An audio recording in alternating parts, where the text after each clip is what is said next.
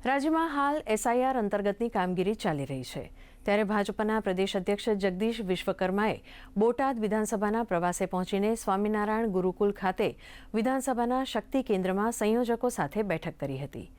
તેમણે ભાજપના કાર્યકરો, આગેવાનો તેમજ શક્તિ કેન્દ્રમાં સંયોજક દ્વારા કરવામાં આવતી કામગીરીનું નિરીક્ષણ કર્યું હતું અને એસઆઈઆરની કામગીરી સારી રીતે કરવા માટે માર્ગદર્શન આપ્યું હતું।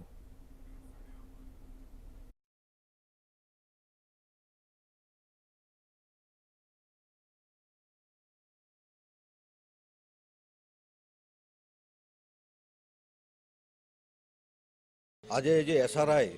આપ સૌ જોઈ રહ્યા છો કે છેલ્લા એક મહિનાથી તંત્ર દ્વારા